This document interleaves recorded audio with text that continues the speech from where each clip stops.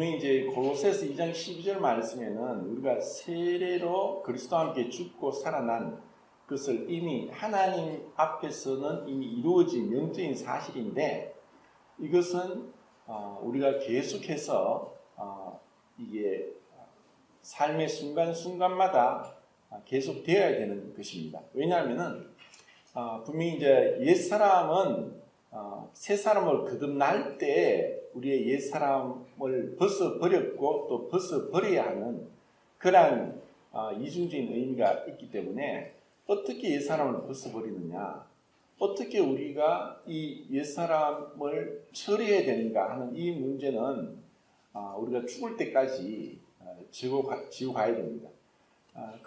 그래서 구원받고 나서 우리는 천국 백성이 되었고 영생을 얻은 자 되었고 하나님의 자녀가 되었고 또 의롭다함을 얻게 되었고 거룩한 자가 되었음에도 불구하고 우리는 계속해서 이 죄의 권세로부터 자유함을 얻는 그 길이 이 성도의 영적인 싸움이고 투쟁이고, 그리고 이것이 이제 거룩한 삶으로 가는 점진적인 성화의 그 삶입니다. 이것을 이제 이해하지 못하면은 많은 이제 혼동에 빠지고 자기 착각이나 또 완전히 이제 거릇된 길로 갈 수도 있습니다.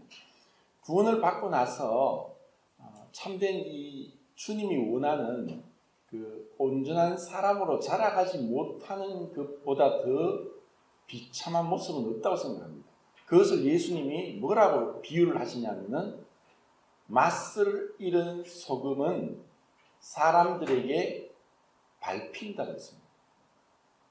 참 이거는 두렵고 정말 우리가 경계해야 될 것입니다.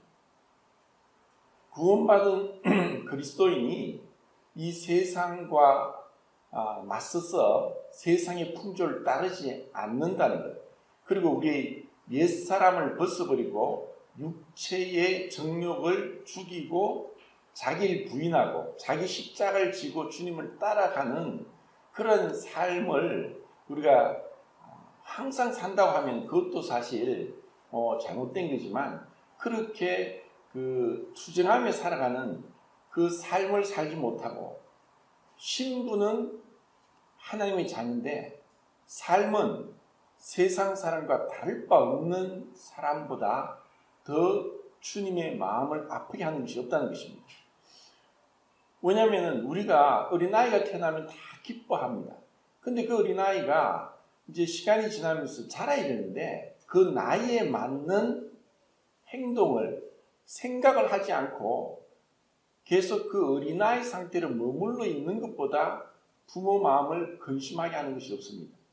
그러면 이제 우리가 어떻게 점점 자라가는가, 어떻게 예상을 벗어버리는가를 성경의 여러 명을 통해서 이제 비교를 하겠는데, 지난 시간에는 이제 한 사람 한 사람 했는데, 오늘은 제가 한번 제 나름대로 조합을 한번 해봤습니다.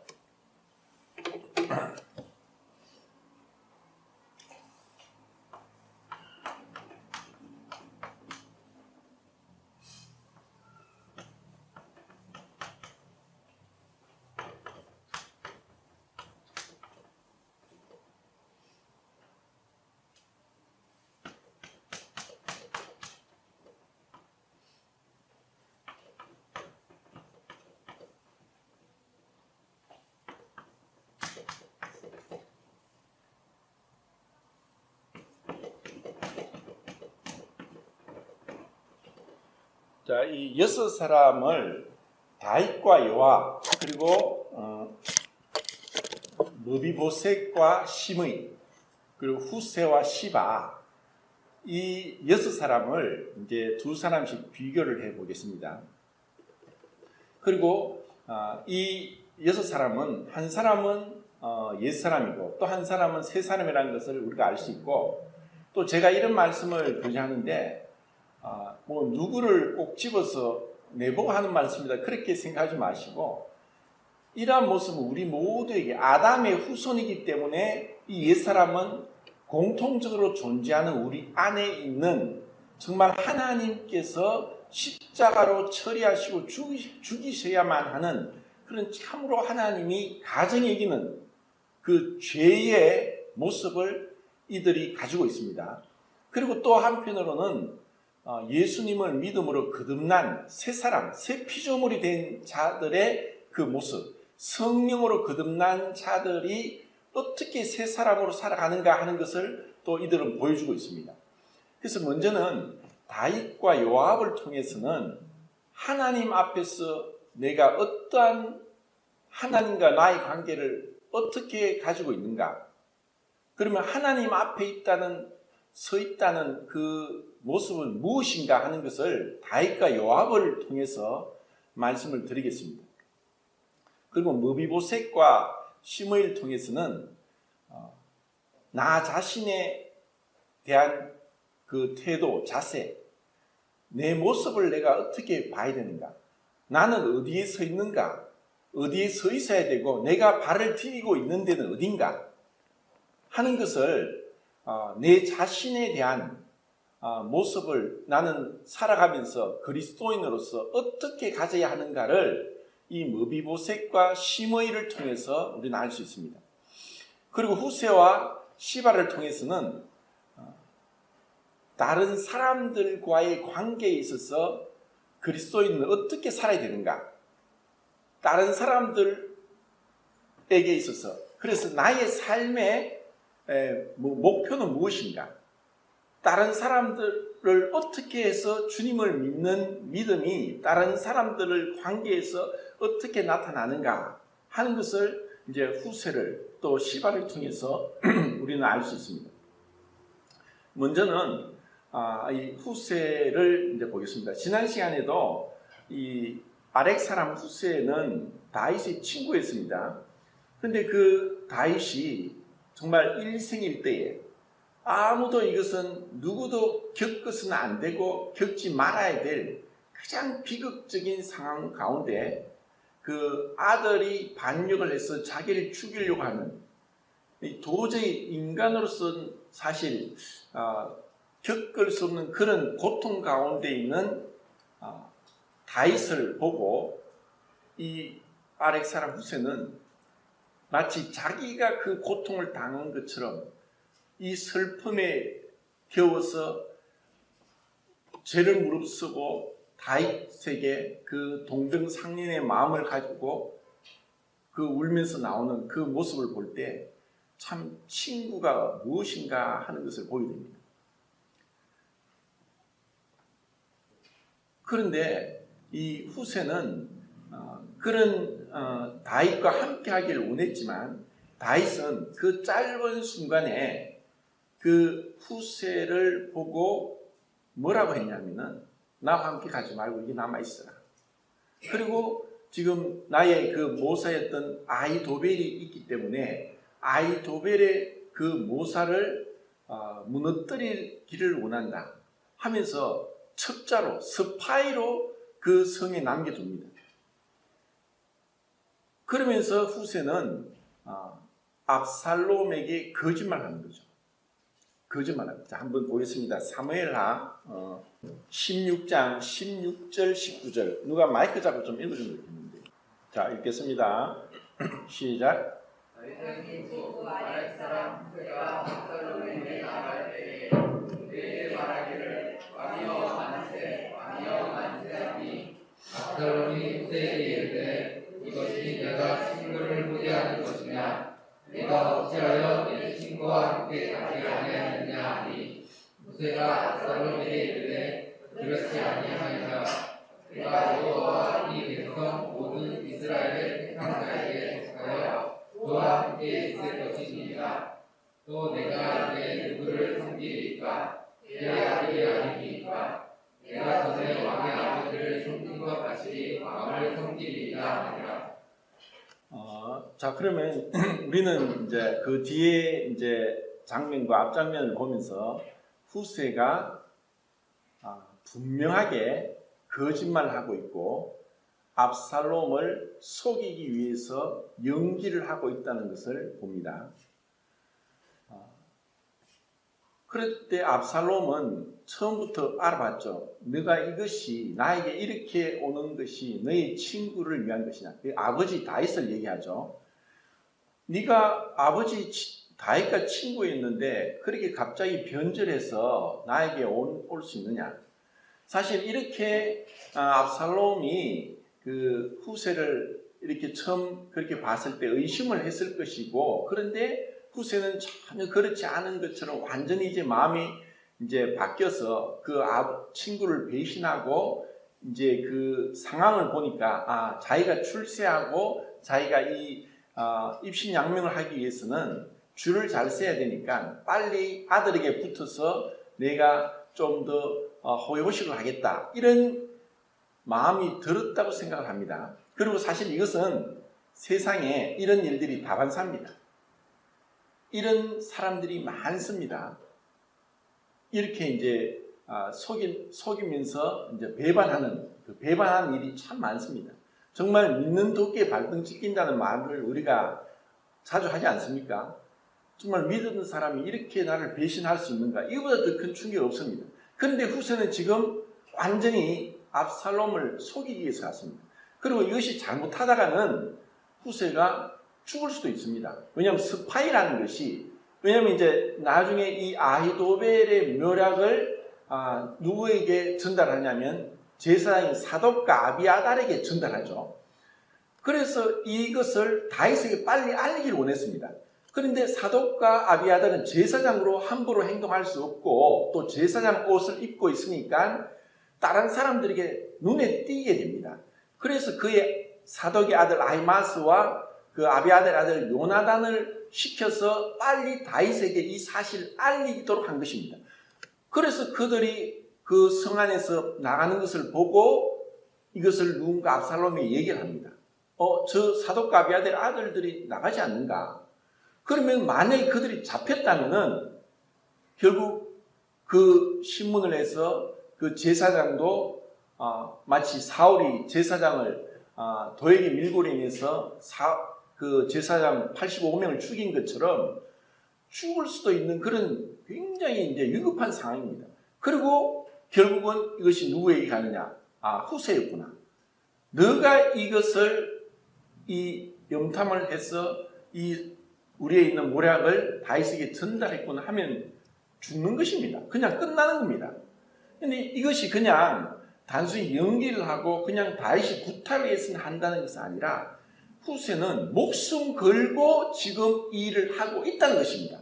목숨 걸고 압살롬을 속이고 있고 연기하고 있고, 그리고 최대한 어떻게든 이 상황에서 이 전세를 역전시키고 이 반역자 압살롬을 몰아낼 것인가에 대한 최대한, 그리고 이 후세는 원래부터 모략가가 아닌데 원래 모략가는 아히도벨입니다. 다윗도 그 아히도벨이 압살롬에게 붙었다는 것을 듣고는 그 자리에서 기도했습니다. 하나님, 저 아히도벨의 모략을 무너뜨려 주십시오. 그 정도로 뛰어난 모략가를 알았기 때문에, 그리고 아히도벨이 이런 이제 모사를 핀 것들이 분명하게 그 하나님께로 나온 것 같이 진짜 합당하고 지혜롭고, 만약에 압살롬이 후세 말을 듣지 않고 아히도벨의 말을 들어서 12,000명을 군사를 데리고 급하게 쫓아갔다면 다윗은 죽을 수도 있는 그런 상황에 있습니다. 자, 그것처럼 그러면은 후세가 이렇게 거짓말을 했다면은 흔히 로마서에 있는 것처럼 우리가 선을 이루기 위해서 죄를 지어도 되지 않겠느냐? 왜냐하면 죄가 많은 곳에 은혜가 넘치니까 이런 죄를 분명히 잘못하는데도 불구하고 후세의 이 거짓말로 인해서 오히려 하나님이 원하는 그런 의가 이루어졌다면은 이것을 뭐 죄를 조장하는 게 아닌가 이렇게 될 수 있을지 모르지만 전혀 그런 건 아닙니다. 자, 그러면 후세처럼 시바도 분명하게 거짓말했습니다. 시바는 분명히 원래는 사울의 종이었는데 사울이 죽고 나니까 다윗이 왕자리에 올라서서 사울과 요나단이 한날에 같이 죽었습니다. 그런데 이제 시간이 어느 정도 흘렀을 때 다윗이 요나단과의 우정을 생각했습니다. 요나단은 자기가 왕의 아들로서 자기가 그 뒤에 왕자로서 왕이 될 자인데도 불구하고 다윗이 골리앗을 죽인 것에 정말 인간적으로 또 믿음으로 신앙적으로 정말 마음이 연락해서 정말 사랑하는 마음, 우정의 마음으로 자기의 갑옷도 자기의 그 칼도 주면서 내 다음으로 왕은 나는 네 다음에 왕이 된다 이렇게 말할 정도로 정말 자기의 모든 것을 주면서 다윗과의 우정을 맺은 사람입니다. 그렇기 때문에 다윗은 그 요나단을 잊을 수 없습니다. 그런데 요나단이 죽었다고 해서 그 요나단의 우정을 잊지 않고 이 사울의 종 그 시바를 불러서 사울의 집에 남은 자가 있느냐 하고 물었을 때 무비보셋이 있습니다. 그 무비보셋은 어린 때에 그 할아버지 사울과 아버지 요나단이 전쟁터에서 죽었다는 소식을 듣자마자 보모가 무엇을 했습니까? 어린 아기를 안고 도망갔습니다. 왜냐? 이 보모는 뭐 상당히 이제 그 지혜로웠죠. 왜냐면은 아니 그는 머뭇거리다가 이제는 왕이 죽었고 새 왕이 나오면은 그 전에 왕의 가족들은 뭘 사랍니다. 이것은 동서고금을 통하고 동일한 이치입니다. 그러니까 그 무비보셋을 돌보는 보모는 이 어린 아기를 얻고 빨리 도망가다가 이 아이가 떨어져서 두 다리가 부러졌는데 뭐 그 위골되고 해서 그 당시에는 제대로 병원도 없고 이게 수술도 못하니까 두 다리가 다 쩔뚝바리가 된 것입니다. 그러니까 그 사울의 종 시바가 그 얘기를 했습니다. 예, 무비보셋이 있습니다. 그래서 다윗이 무비보셋을 데려오느라 해서 그 무비보셋을 자기 그 왕의 식탁에서 같이 밥을 먹게 하고 그리고 그 시바로 하여금 무비보셋의 종이 되게 했습니다. 그리고 왕에 있는 그 밭하고 이런 그 소유지를 주면서 그 어느 정도 이제 경제적으로 부족함이 없도록 이 다윗은 그 무비보셋에 그렇게 은혜를 베풀었습니다. 그런데 시바가 16장입니다. 고지 16장 1절부터 4절까지 읽겠습니다. 시작.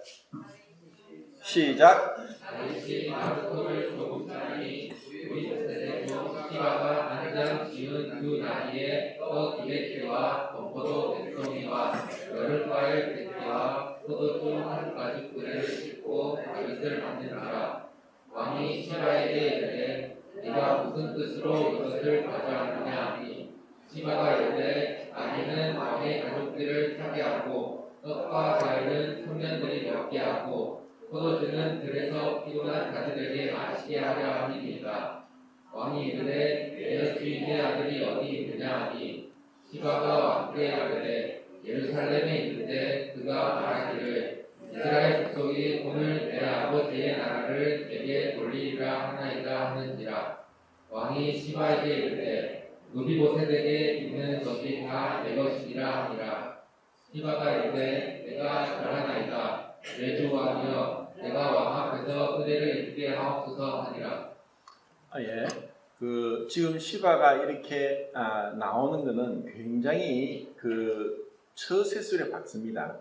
좋게 말하면 그렇죠. 그런데 우리가 똑바로 보면 이 사람은 굉장히 위선적이고 그리고 정말 무섭도록 자신의 그 입신양명을 위해서 수단 방법을 가리지 않는 그 때와 시기를 알고 어떻게 하면은 자기의 재산을 늘리고 풍요롭게 살 수 있을까 하는 지극히 세속적이고 정욕적이고 악한 사람이 이 바로 시바입니다. 그리고 종임에도 불구하고 아들이 15이고 또 자기가 종이면서 종을 20명을 데리고 있습니다. 그리고 지금 이 급하게 잘못하면 조금이라도 머뭇거리면 죽을 수도 있는 다윗에게 딱 맞는 선물을 가지고 옵니다. 나귀도 가지고 오죠. 그리고 먹을 것 떡도 가지고 오죠. 또 포도주도 가지고 오죠. 사실 이런 걸 볼 때 정말 다윗의 입맛에 맞도록 다윗의 그 마음을 흡족해가지고 가장 궁핍할 때 필요한 것을 가지고 온 정말 지혜로운 사람입니다. 그러면서 그 시기를 이용해서 뭐라고 하느냐? 왕은 물었죠. 무비보셋, 너희 주인 무비보셋이 어디 있느냐? 그러니까 무비보셋이 이제 왕이 도망가는 걸 보고 이제 사울의 집안을 다시 일으키려고 하는 모의를 하고 반역을 하고 있다는 이야기를 듣자마자 다윗이 그래, 무비보셋에 있는 밭이 다 네 것이다. 이렇게 이야기한 거예요. 그러니까 시바가 내가 왕께 은혜를 입기를 원합니다 하고 은혜라는 이제 단어를 쓰게 됩니다. 자, 이건 좀 이따 제가 이제 무비보셋하고 또 이 시바를 한번 비교해 보겠습니다. 근데 시바도 분명히 여기서 후세가 말한 것처럼 거짓말했습니다. 속였습니다. 시바는 다윗을 속였고 후세는 압살롬을 속였습니다. 속인 건 똑같습니다. 이것은 명백하게 십계명의 9번째 거짓말하지 말라는 거짓말하지 말라는 명령을 범한 죄입니다. 분명히 잘못한 거죠. 그런데 두 사람 다 속였지만 두 사람의 그 목적과 동기는 완전히 다릅니다.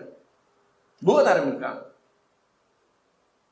후세는 왜 거짓말을 했느냐? 동기가 뭐고 목적이 무엇이었습니까? 후세는 자기를 위한 목적이 아니라 다윗을 살리고 다윗을 위해서 자기가 죽기를 무릅쓰고 한 거짓말이었습니다.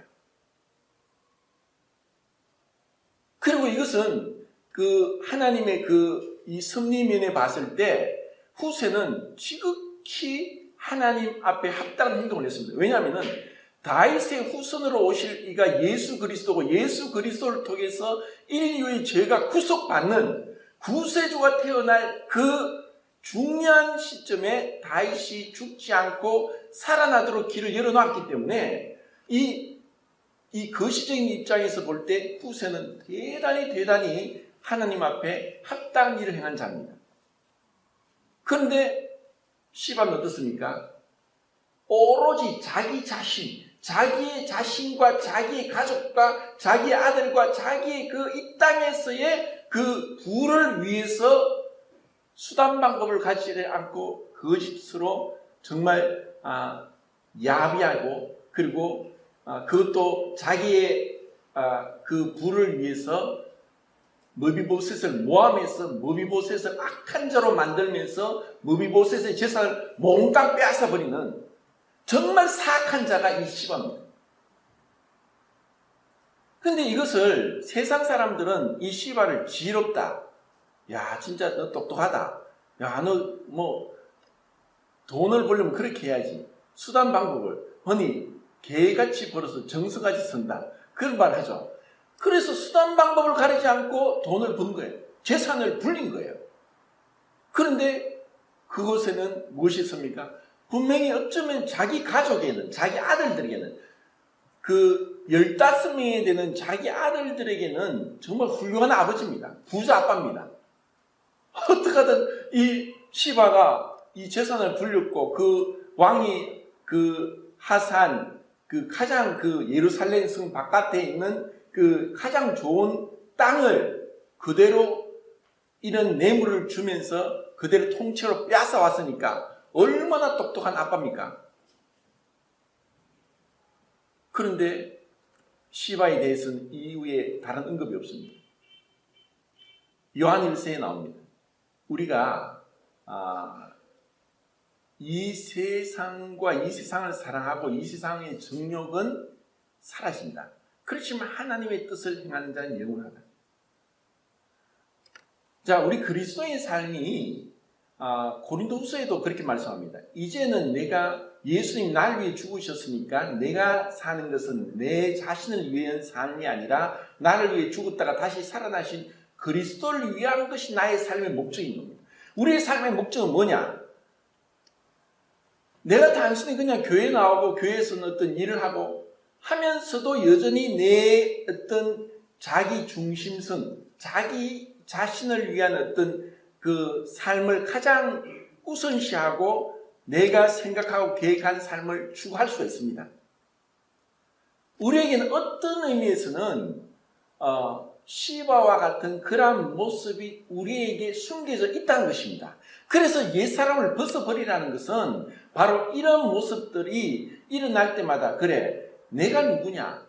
나는 새 사람이 되었고 새 피조물이 되었고 예수 그리스도와 함께 하나님의 상속자가 된 자가 아닌가? 그리고 나는 이 썩어질 땅이 내 최종 목적지가 아니라 하늘나라가 아니냐?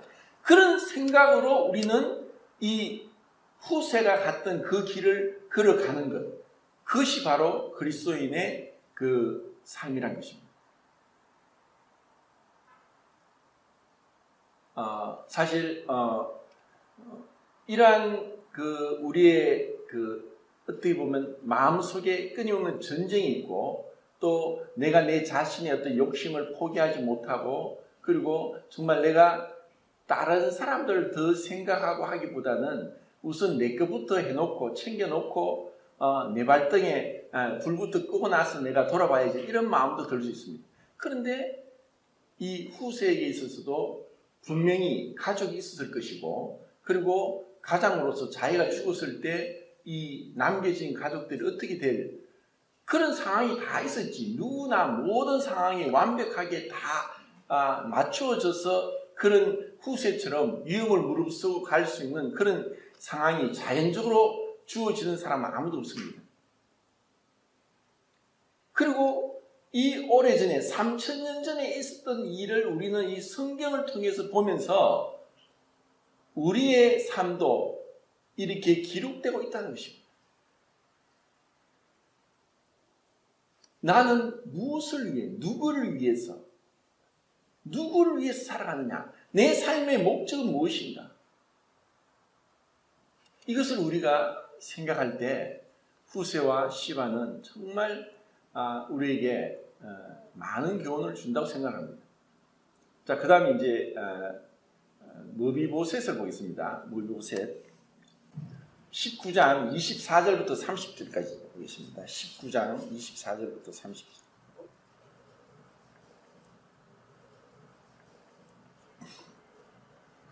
시작.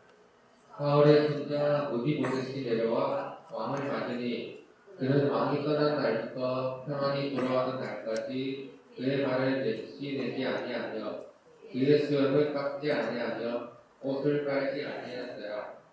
예루살렘에서 와서 왕을 맞을 때에 왕이 그에게 물어 이르되 무비보셋이여 내가 어찌하여 나와 함께 가지 아니할 거냐 하니 대답하되 내 주 왕이여 왕의 주인 나는 다리를 절부로 내 나리에 한 장을 지워 그 위에 타고 왕과 함께 가라 하였더니 내 종이 나를 속이고 종이 나를 내 주 왕께 모함하였나이다.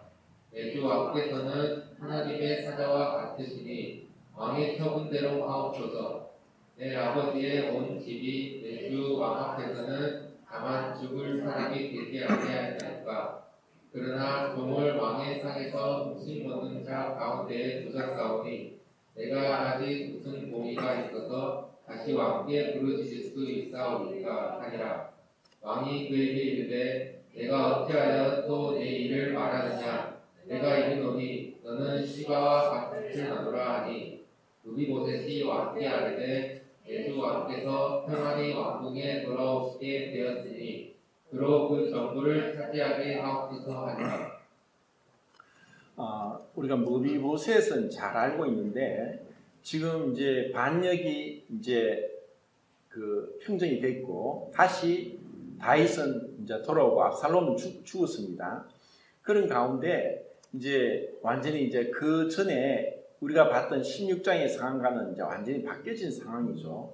근데 이때 무비보셋이 이제 어느 정도 여유도 있고 또 다시 이제 그 다윗의 그때는 급하게 다윗이 가고 이 성을 빠져나가는 상황 가운데 두 다리 쩔뚝이는데 분명히 그 종인 시바에게 나귀의 안장을 지으라. 왜냐하면 자기가 그걸 못하니까 안장을 지으라 하고 다윗을 따라가려고 마음을 먹었었는데 시바는 기회는 이때다 해서 자기가 안장을 지우고 급하게 나오면서 그런 이 무비보셋 재산을 가지고 다윗이 거짓말을 하고 그렇게 재산을 빼앗은 것입니다. 근데 이제 다윗이 돌아왔을 때 무비보셋이 다윗과 하는 이 대화 그리고 다윗의 마음의 자세 이것을 우리가 보면서 이 그리스도인으로서 내가 하나님 앞에 항상 어떠한 자세를 가져야 되는가 하는 것이 이 머비보셋이 우리에게 주는 교훈입니다.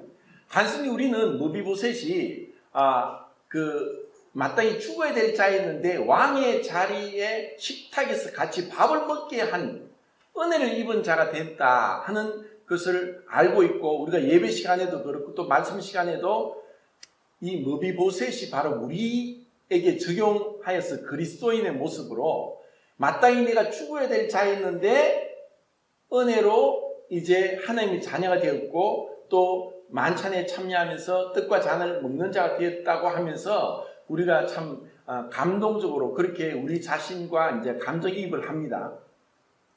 그런데 지금 여기서는 이 머비보셋의 입장에서 만약에 이제 우리가 이런 입장이 되었다면은 그 나의 종이 나를 속이고 그것도 내가 은혜 입었던 가장 소중하게 여기는 다윗 왕에게 거짓말로 자기를 반역자로 몰아세웠고 자기의 재산까지 빼앗아 갔다고 하는 그 사실을 생각할 때 머비보셋이 어떻게 됐을까요?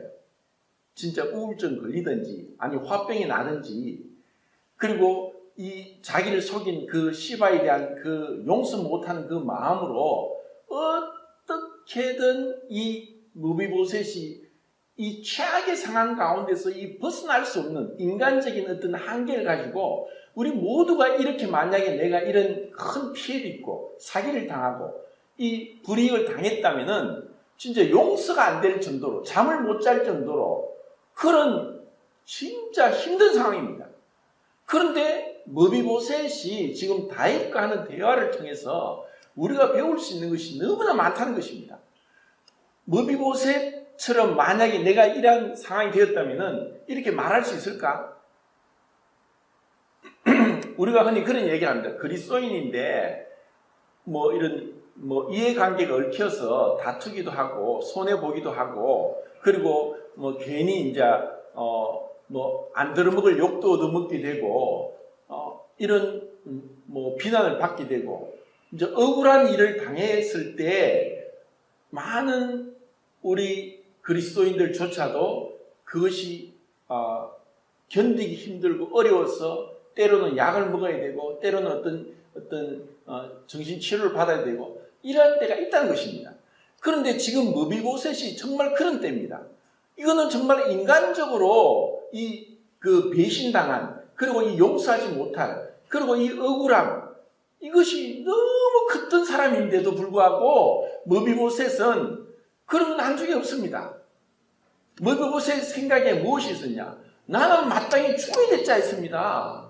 나는 이미 죽어야 될 자인데 하나님 나를 은혜를 주셨어. 여기서 또 중요한 것은 머비보셋의 말에 있어서 우리가 읽은 이 말씀에서 은혜란 말은 하나도 없습니다.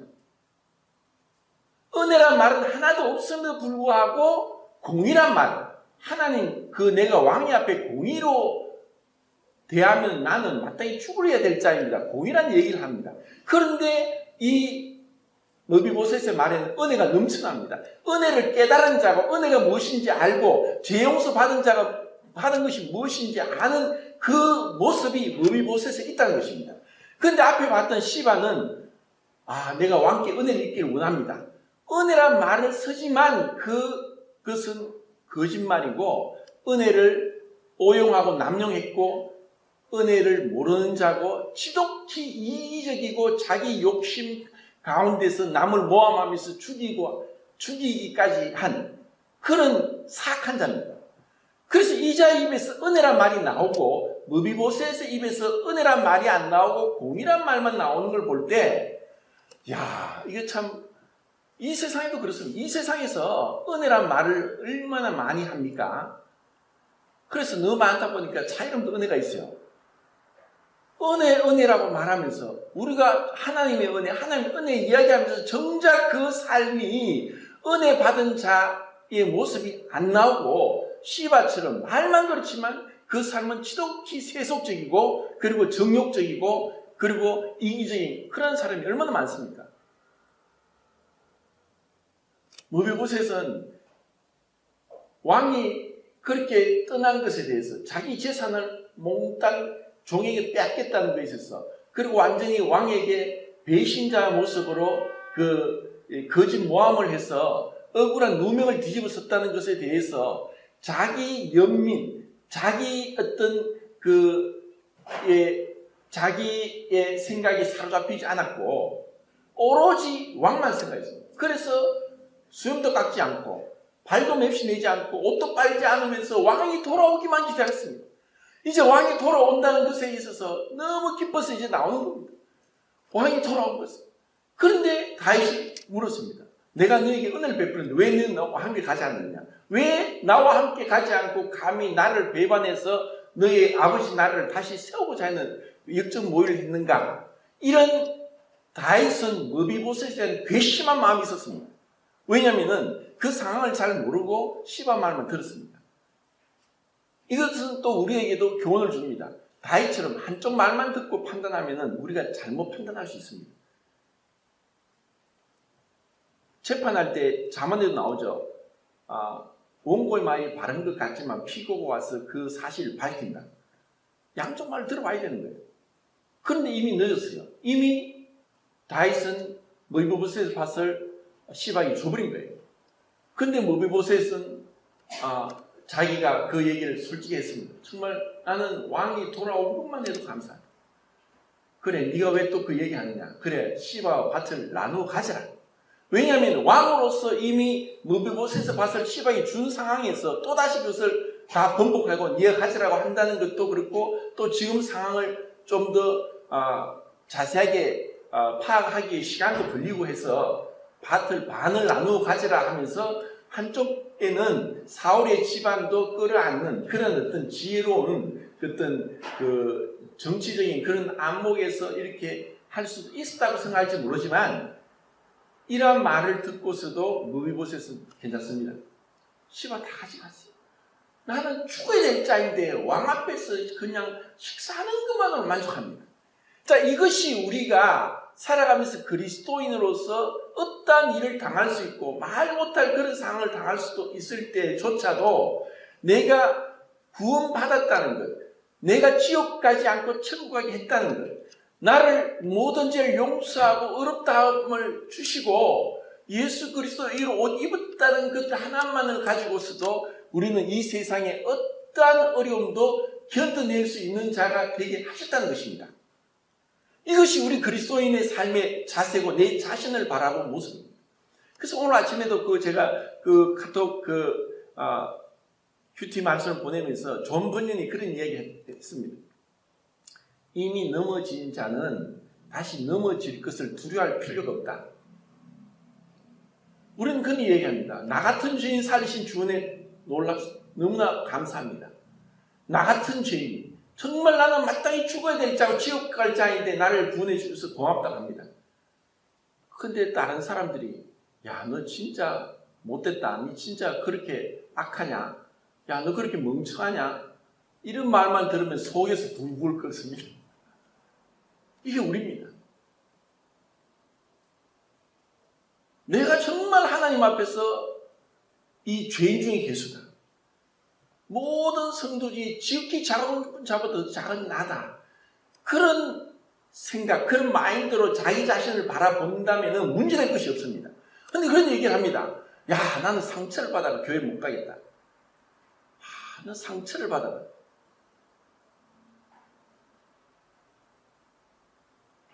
주님보다 상처받은 분이 어디 있습니까? 주님보다 억울한 분이 어디 있습니까?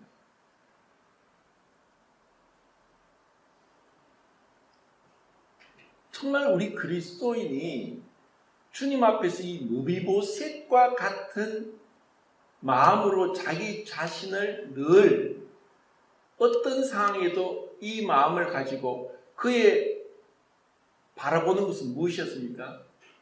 왕이었습니다. 왕. 자, 머비보셋이 이런 상황 가운데서 이 놀라운 자기 평정과 그리고 그런 어떤 어려움과 그 자기 연민에 빠지지 않고 우울증에 빠지지 않고 그 마음이 바로 설 수 있었던 것은 다윗 왕께 받은 은혜가 너무 컸기 때문입니다. 자, 그러면 우리는 다윗과 비교되지 않는 이 만왕의 왕 대신 하나님으로부터 감당치 못할 은혜를 받았고 용서받지 못할 용서를 받았고 도저히 우리 주체할 수 없는 사랑을 받은 자라는 것을 우리가 알고 있습니다. 그럼 우리가 문제될 것이 무엇이겠습니까? 무엇이 우리를 우울하게 하고 낙심되게 하고 근심 걱정이 되고 염려가 되게 하겠습니까? 정말 어린아이 같은 마음으로 주님 괜찮습니다. 상관이 없습니다. 어떤 상황에서도 주님이 나를 불러주셨다는 것 하나만으로도 우리는 모든 세상의 일을 이길 수가 있습니다. 넉넉히 이길 수 있습니다. 자, 그러면은 이런 이제 무비보셋과 제가 이 시므이를 비교한다고 했는데, 자, 시므이를 보겠습니다. 시므이는 19장 16절부터 20절까지 시작.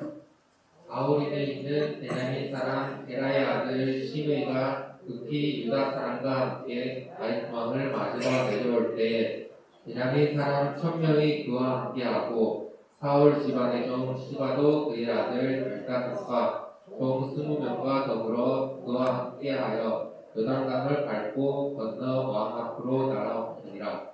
왕의 가족을 건너가게 하며 왕이 좋게 여기는 대로 쓰게 하려 하여 나룻배로 건너가니 왕이 요단을 건너가게 할 때에 베라의 아들 시므이가 왕 앞에 엎드려 왕께 아뢰되 주여 원하건대 내게 죄를 돌리지 마옵소서. 내 주 왕께서 예루살렘에서 나오시던 날에 종의 패역한 일을 기억하지 마옵소며 왕의 마음에 두지 마옵소서. 왕이죠 내가 오늘 요셉의 온 족속 중 내가 먼저 내려와서 내 주 왕을 영접하나이다 하니. 예. 그리고 이제 그 순서가 바뀌었는데 16장 5, 6, 7, 8 이제 한 번 더 읽고 이제 말씀드리겠습니다. 16장 5절부터 8절까지 시작. 다윗 왕이 바울임에 이르되 거기서 사울의 친족 한 사람이 나오니 게라의 아들이요 이름은 시므이다.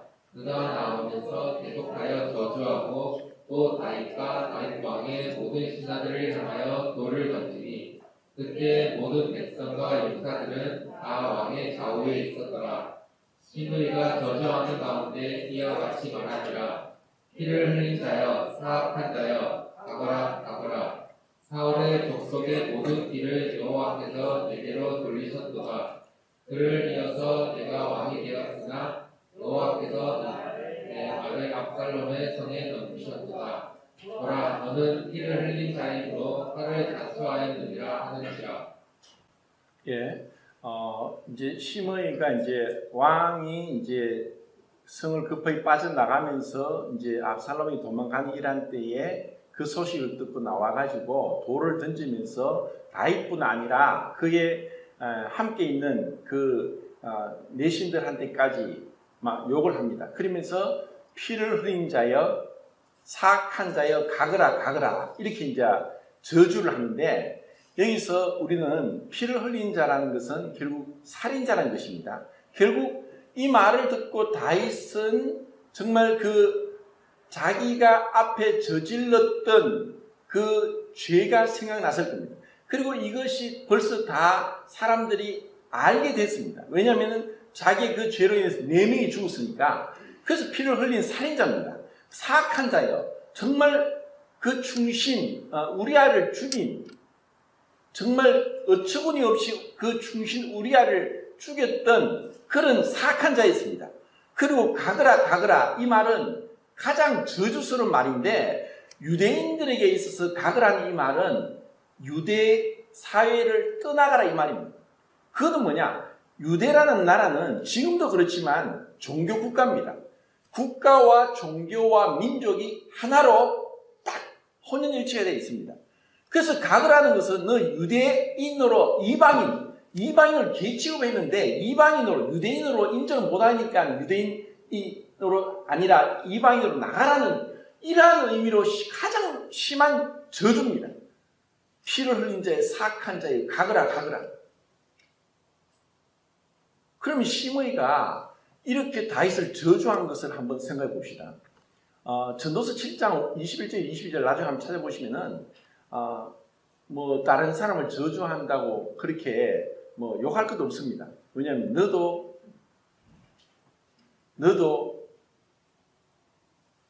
많이 저주하였다. 하나님 우리 마음을 보십니다. 그 종이 하는 말 엿듣지 말라. 그러다가 혹시 종이 주인이 너를 욕하는 저주하는 거 들까노라. 그렇지만 너도 종종 자주 남을 저주하지 않느냐. 우리가 바로 그런 자입니다. 우리는 내한테 조금이라도 안 되면은 수많은 욕을 하고 비난을 하고 저주를 하고 이것이 우리 마음에 자연적으로 자동 발생됩니다. 우리가 그런 자입니다. 그래서 이제 시므이를 볼 때 참 그 하나님 앞에서 우리가 마음속 중심의 정결, 마음의 정결함, 마음으로라도 미워하지 않고 마음으로라도 어떤 죄를 품지 않고 시편 66장 18절에 내가 내 마음에 죄악을 품으면 주께서 듣지 아니하시리라. 내 마음 중심을 다 보고 계신 하나님 앞에서 내가 누구를 아직 용서하지 못하고 뭔가 그리끼는 게 있고 뭔가 마음에 어떤 불편한 것이 있음을 가지고 있다는 것 자체가 바로 숯불을 품고 누가 그 옷과 몸이 데이지 않겠느냐. 그것은 바로 숯불처럼 우리를 데우는 것이고 우리를 그 상처를 주는 것이고 정말 하나님 앞에 우리가 엎어지는 것만큼 그것은 악한 것입니다. 남을 저주하고 죽이는 것만큼 동일하게. 그래서 예수님은 형제를 대하여 라갈하지 말라. 형제를 비판하지 말라. 형제를 향해서 욕을 하고 용서하지 못하는 마음. 그것보다 더 악한 것이 없다는 것입니다. 그럼 시므이는 그럼 왜 이런 저주를 퍼부었을까? 자, 이런 모습들이 우리에게도 있을 수 있다는 것을 제가 말씀을 드리겠습니다. 우리 사람은 참 어떻게 보면은 고집불통이고 이걸 뭐 제가 누구를 향해서 제 자신을 볼 때 그렇습니다. 진짜 고집불통이고 그리고 우리는 모든 사람이 아무리 뛰어난 사람이라도 거짓 정보를 가지고 그것이 진짜인 줄 알고 평생을 살고 죽을 때까지 모를 수도 있습니다. 지금도 사실 가능하면은 이 뭐 대중매체 요즘 사실 가짜 뉴스가 너무 많아가지고 그리고 뭐 영화나 드라마나 아니면은 이런 것들에 너무 또 이런 어떤 SNS라고 하는 페이스북이나 이런 쪽에 너무 해서 이게 세상 사람이 흘러가는 가운데 모든 사람을 대중을 이 무지와 그 억압 가운데 몰고 가는 그런 세상 가운데 있기 때문에 정말 우리가 무엇이 옳고 무엇이 그런가를 잘 분별해야 됩니다. 그런데 아무리 그래도 우리는 정말 많은 잘못된 정보를 가지고 있고 그것을 가지고 맞는 줄 알고 평생을 살다가 죽을 수 있습니다. 시므이는 왜 이런 생각을 했습니까?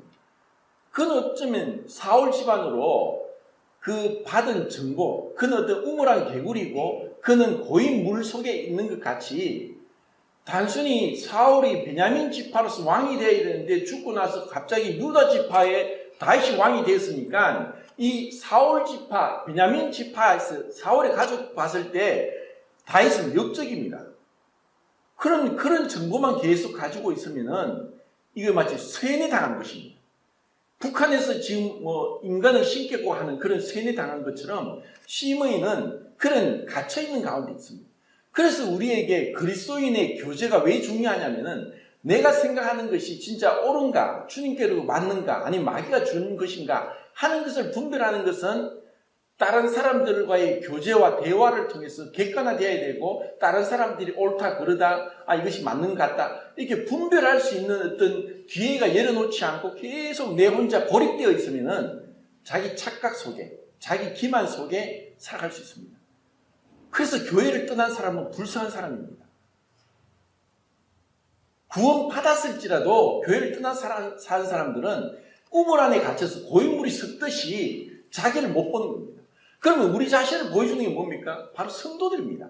내 모습을 가장 잘 보여주는 내 옆에 있는 가족이 나를 잘 보여주는 것입니다. 그러면 우리가 끊임없이 왜 얘기를 하느냐? 내가 얘기한 것, 내가 본 것에 대해서 어떤 사건에 대해서 내가 얘기를 하면 이것이 나는 한쪽 면을 보지 모든 걸 볼 수 없습니다. 우리의 지식은 다 불완전합니다. 그래서 다른 사람이 얘기하면 아 그렇구나, 그럴 수도 있구나, 그런 관점에서 보니까 그렇게 생각할 수 있구나. 그런데 이런 대화가 없고 교제가 안 되고 막혀있고 혼자 있는 사람들은 심의처럼 다윗은 죽일 놈이야, 다윗은 우리 이 베냐민 지파를 배반한 역적이야, 이 생각에만 사로잡혀 있는 거예요. 그러니까 다윗을 향해 그 저주를 퍼붓는 거죠. 불쌍한 사람입니다. 그러니까 누구를 욕하고 저주하면 그 사람이 종이 된다는 것입니다. 사실 시므이 종입니다. 이 올바른 사실 어떤 같은 시대에 살면서 우리는 많이 그럴 수 있습니다. 그 일제시대 때도 제가 참 좋아하는 그 추는 이광수, 소설가 이광수, 좀 천재적인 그 작가 아닙니까? 그런데 그도 우리가 일본에 붙어야지 우리 조선의 미래가 있다 하고 친일파였습니다. 그러니까 아무리 뛰어난 사람에도 잘못된 판단을 내릴 수 있고 또 처음엔 잘했지만 나중에 잘못될 수도 있고 이런 어떤 우리는 시소를 타고 우여곡절이 있는 그런 삶을 사는데 시므이는 우선은 교제가 없었다. 그리고 옳고 그름을 바로 분별하지 못했다. 잘못된 정보를 가지고 그 지식인 줄 알고 자기 인생을 송두리째 그게 낭비를 했다. 자, 얼마나 억울합니까? 우리도 만약에 참 진리를 대로 행하지 않고 세상의 거짓 것에 속아가지고 살 수 있습니다. 구원받았지만. 그러니까 그리스도의 심판대가 있다는 거죠. 주님 앞에 서서 우리가 판단을 받게 된다는 것은 내가 이럴 수도 있고 저럴 수도 있는 자유가 있지만 정말 내가 심사숙고하고 기도하고 그리고 말씀을 읽고 또 여러 성도들과 교제하고 하나님의 뜻을 올바르게 분별할 수 있는 그 지혜가 필요하다는 것입니다. 그런데 똑같은 상황에서 후세는 올바른 판단을 했지만 시므이는 완전히 반대되는 길을 갔습니다. 그리고 무비보셋은 이런 상황 가운데 자기가 몰입된 것은 자기가 은혜 받은 왕 다윗에 대한 생각으로 사로잡혀 있었습니다. 얼마나 큰 차이입니까? 우리가 누구에게 사로잡혀 있느냐? 정말 내가 말씀에 사로잡혀 있고 그리고 내가 하나님의 영광과 그 나라와 그 의를 구하는데 내가 정말 창념하고 있고 그리고 그것을 골똘히 생각하고 그리고 정말 주님 만날 것을 예비하고 그러다 보면은 우리가 살아가면서 많은 문제가 있을 수 있고 고난이 있을 수 있고 오해도 받을 수 있고 그리고 어떤 감당치 못할 시험을 당할 수도 있지만 그렇지만 우리가 무비보셋과 같은 마음으로 무비보셋보다 더 큰 은혜를 받은 우리는 넉넉히 이길 수 있다는 것입니다. 환경이 문제가 아니라 환경을 이길 수 있다는 것이고 그리고 충분히 우리는 하나님 앞에서 이런 무비보셋과 같은 아름다운 자세를 가질 수 있다는 것입니다. 자, 그 다음에 이제 다윗과 요압을 보겠습니다. 자, 말씀을 보겠는데 16장 5절부터 12절까지 시작.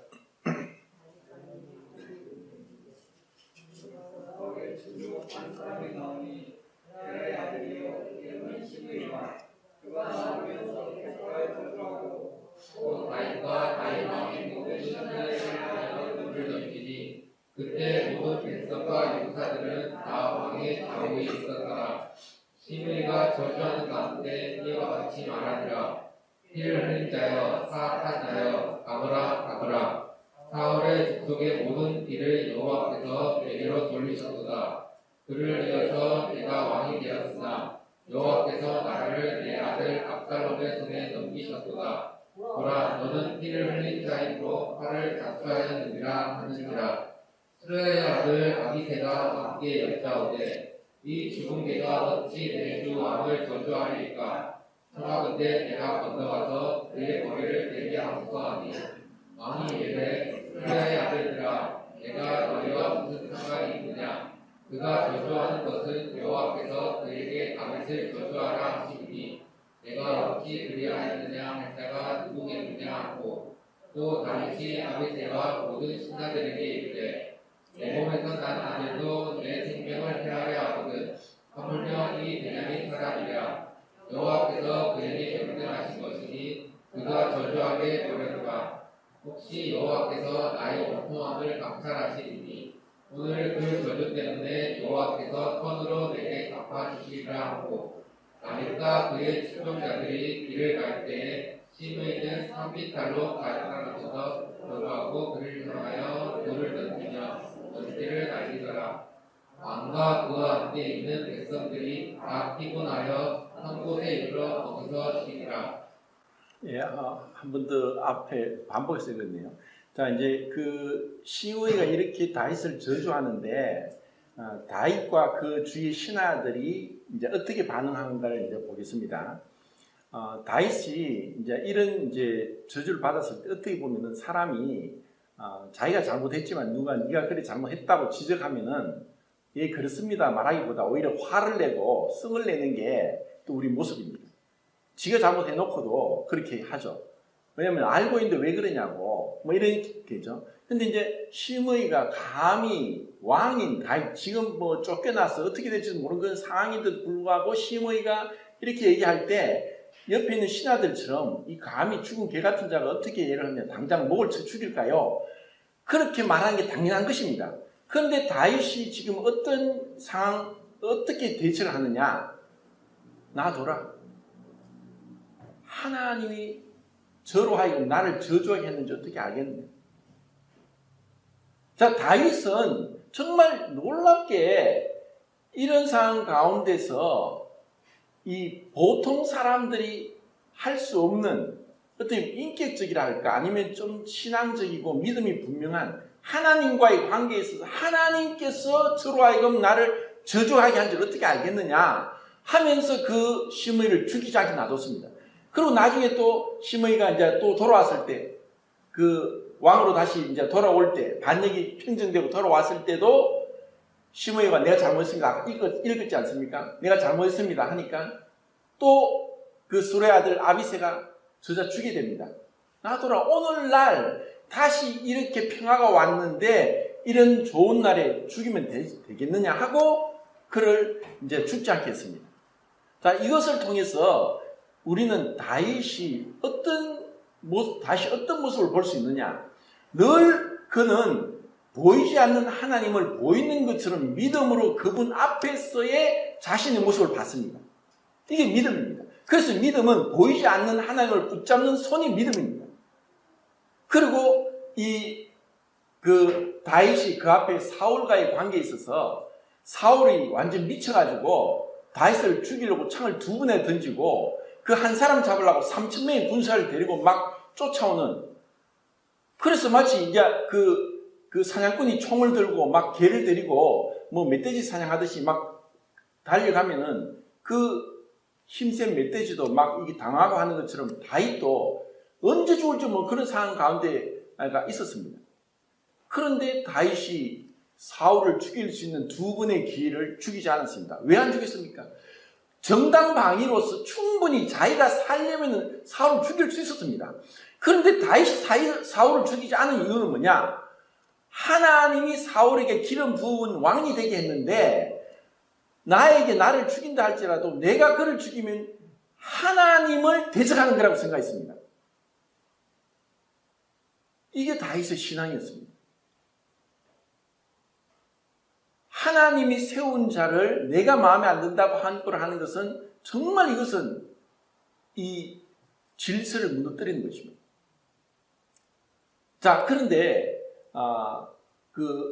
이에 반해서 요압은 어땠습니까? 요압은 사실 이제 제가 지난번에 이야기했듯이 그 앞장에 보면은 2장인가 3장에 보면은 요압이 이제 그 사울이 죽고 나서 사울의 아들 이스보셋이 반역을 합니다. 그리고 사울의 군대 장관이었던 아브넬이 이스보셋의 이제 군대 장관으로 있다가 이스보셋하고 아브넬이 이제 문제가 트러블이 생겼습니다. 그래서 아브넬은 이스보셋을 버리고 다윗에게 와서 다윗의 이제 수하에 오게 된 것입니다. 그것을 다윗은 기뻐했습니다. 왜냐하면은 같은 민족끼리 지파끼리 싸우고 그렇게 하기보다 감히 유아책으로 해서 그 훌륭한 장군을 영입하는 것은 어떤 군사적으로 정치적으로 또 백성들에게 다윗이 어떤 분리하면서 또 싸우는 자가 아니라 이렇게 유아책을 피우면서 이 원수된 자를 포용하는 그러한 너그러운 삶이라는 걸 보여줄 수 있었던 그런 의미도 있지만, 그렇게 해서 아브넬을 이제 포용을 받았는데 이 아브넬이 그 전에 요압의 동생 아사엘을 죽였습니다. 그러니까 요압이 아브넬에게 가서 나의 형이여 어떻게 왔습니까? 하고 뒤에 칼을 숨겼다가 아브넬을 죽였습니다. 이것을 두고 다윗은 정말 이거는 분명히 왕이 결정한 것을 요압이 대놓고 반역한 것입니다. 그리고 압살롬을 향해서도 그랬습니다. 그 군대 장관을 요압과 또 아비새와 또 그 가드 사람 이때 이 세 명에게 군대를 맡기고 이야기했습니다. 내 아들 압살롬을 너그럽게 대해라. 죽이지 말라는 말을 했습니다. 모든 군사가 듣는데 이야기를 했습니다. 근데 압살롬이 낙이 긴 머리가 이제 나무에 걸려가지고 낙이는 빠져나고 나무에 매달리는 소식을 듣고 요압이 왜 압살롬을 죽이지 않았나 했을 때 그 신하가 내가 왕이 압살롬을 죽이지 말라고 모든 백성이 들었는데 내가 어떻게 죽입니까? 요압은 내가 그 죽이면 은 10개를 줄 건데 하니까 내한테 은 1000개를 줘도 나는 죽이지 않습니다. 왜냐하면 왕이 죽이지 말라고 했는데. 근데 요압이 가서 그 압살롬을 죽여버립니다. 그리고 그 일을 듣고 나서 다윗은 그 마음에 심히 불쾌했지만 말을 못합니다. 그래서 대신 그 스루야의 그 동생의 아들인, 그러니까 요압과는 사촌간인 아마샤가 이제 압살롬에 붙어서 군대 장관 노릇을 했는데 그 압살롬이 죽고 나서 또 요압은 아마샤를 받아들였습니다. 그리고 그를 군대 장관으로 세웠습니다. 이것은 뭐냐면 명백하게 요압이 자기 아들 압살롬을 죽인 것에 대해서 괘씸죄로서 더 이상 너는 군대 장관의 자격이 없다. 아마샤를 군대 장관으로 세웠습니다. 근데 그것도 알고 요압이 와서 나의 형이요 하면서 인사를 하면서 칼을 갖다 그 옆에 찔러서 아마샤를 죽여버립니다. 요압은 어떻게 보면은 이제 보는 사람마다 요압이 진짜 훌륭한 사람이다. 40년 동안 다윗 옆에 붙어 있으면서 모든 전쟁에 항상 요압이 있었다. 그리고 이 반역을 압살롬을 처단하고 나라를 다시 되돌렸다. 그리고 압살롬은 요압에게 충신 어린 조언을 했던 충성스러운 신하였다. 이렇게 말할 수 있을지 모르지만 하나님 편을 볼 때, 그리고 마지막 결말을 볼 때 이 나중에 그 아도니아를 따라가서 결국 솔로몬에게 죽임을 당합니다. 그러니까 요압은 하나님이 없습니다. 그 앞에. 하나님이 없이 바로 위에 하나님이 세우신 자기의 상관, 직속 상관인 다윗을 향해서도 절대로 자기 뜻을 굽히지 않고 자기 고집대로 한 사람입니다. 이러한 모습이 사실 우리에게 있습니다. 제가 지난 시간에 말씀드렸죠. 요압이 내 안에 있다고. 그러면 내가 누구를 지금 계속 근심하게 합니까? 내 안에 있는 성령님을 근심하게 합니다. 그래서 다윗이 그랬습니다. 내가 기름 부은 왕이 되었지만 오늘날 약하여서 스루야의 아들들을 제어할 힘이 없도다. 우리 안에 성령 하나님이 계신데 우리가 성령의 인도를 받는다기보다는 내 뜻대로 할 때가 많습니다. 요압이 내 안에 있다는 거예요. 누가 요압이 아니라 내 안에 요압이 있다는 것입니다. 얼마나 무서운 것입니까? 이렇게 다윗이 그 심을 향해서 정말 엄청난 그 용서를 하는 거고, 그리고 하나만 더 보겠습니다. 사무엘하 19장 5절부터 7절까지 한번 더 보고 이제 말씀을 마치겠습니다. 19장 5절부터 7절. 시작. 어디 집에 들어가 왕께 말씀드리되 왕께서 오늘 왕의 생명과 왕의 자녀의 생명과 서척과 비빈들의 생명을 구원한 모든 부하들의 얼굴을 부끄럽게 하시니 이는 왕께서 미워하는 자는 사랑하시며 사랑하는 자는 미워하시고 오늘 지휘관들과 부하들을 멸시하심을 나타내시니라. 오늘 내가 깨달으니 만일 압살롬이 살고 오늘 우리가 다 죽었다면 왕이 마땅히 여기실 뻔한 날이다. 이제 곧 일어나 나가 왕의 부하들의 마음을 위로하여 말씀하옵소서. 내가 여호와를 두고 맹세하오나니 왕이 만일 나가지 아니하시면 오늘 밤에 한 사람도 왕과 함께 머물지 아니할지라. 그리하면 그 화가 왕이 젊을 때보다 지금까지 당하신 모든 화보다 더욱 심하리이다 하니. 예. 지금 그 요압이 이런 말을 하는 것은 압살롬이 죽고 다시 돌아와서 반역은 평정됐고 백성들은 기뻐하는 그런 가운데 다윗이 정신을 못 차립니다. 왜 정신을 못 차리냐? 자기 아들이 죽었으니까. 내 아들 압살롬아, 내 아들 계속 그 슬픔에 못 벗어납니다. 지금 계속 이렇게 울고 있으니까 지금 백성들은 조마조마한 겁니다. 정말 반역은 평정됐고 압살롬은 죽었고 그들은 기뻐해야 되는데 왕이 저렇게 정신 못 차리고 울고만 있으니까 이런 상황 가운데 요압이 이런 충언을 하는 것은 당연한 것이고 지혜롭고 합당한 것이라고 볼 수 있습니다. 그런데 요압이 이렇게 얘기를 해서 결국 백성들의 마음이 떠나지 않고 다시 돌아오게 하도록 그 눈물을 훔치고 성문에 앉아서 백성들과 다시 기뻐할 수 있도록 해서 이제 다시 다윗의 왕가가 세워지는 모습을 보지만 여기서 정말 우리가 주의해야 될 것은 뭐냐? 요압이 정말 엄청난 그 자기의 위치를 벗어나는 월권행위를 하고 있다는 것입니다. 분명히 요압은 다윗 옆에 있었기 때문에 모든 거 다 알고 있습니다. 흉허물을 다 알고 있습니다. 왜 다윗이 이런 지경이 되었는지를 알고 있습니다. 어쩌면 이 요압도 그게 함께 동조한 자입니다. 왜냐하면 우리아를 죽이는 데 있어서 다윗에게 편지를 다윗이 그 우리아 손에 들려서 요압에게 줍니다. 전쟁터 나갔다가 성 앞에까지 갔다가 우리아만 놔두고 너희들 다 도망가라. 그래서 우리아가 죽었지 않습니까? 누가 그걸 했습니까? 요압이 했습니다.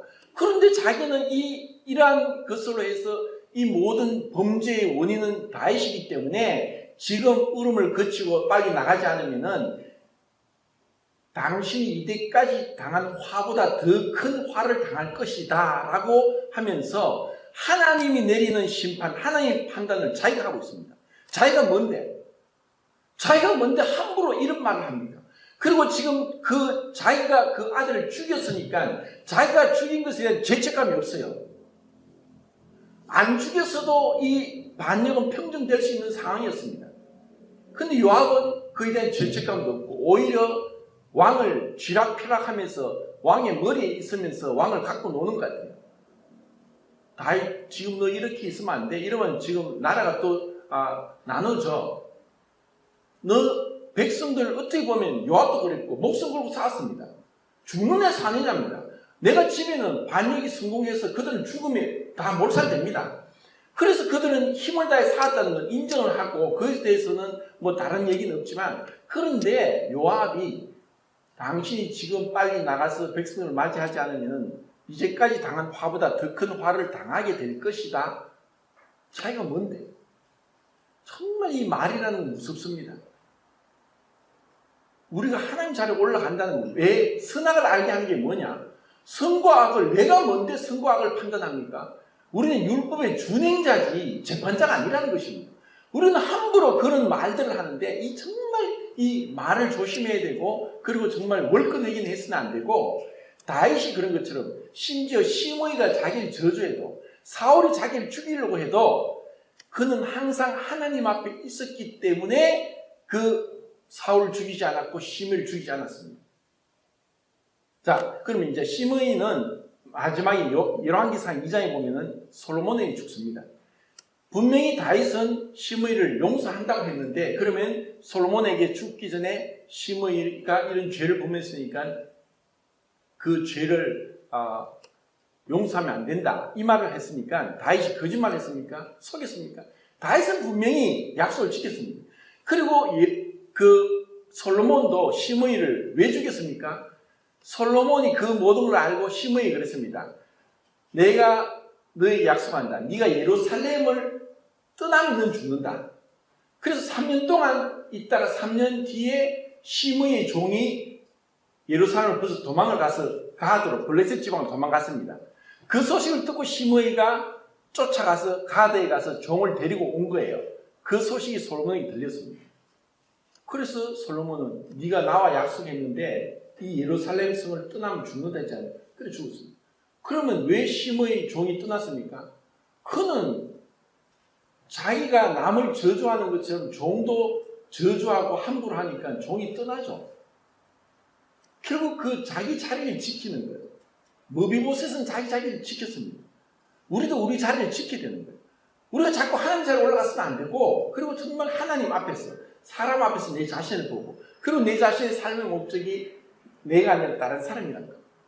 오늘 그 에베소서 4장 22절 24절 말씀을 시간이 없어서 못 보겠는데 우리가 이제 다시는 이 옛사람을 구습을 쫓는 옛사람을 따르지 말고 신령으로 새롭게 되어 새 사람을 입고 의와 진리의 거룩함으로 입은 새 사람을 드리버라.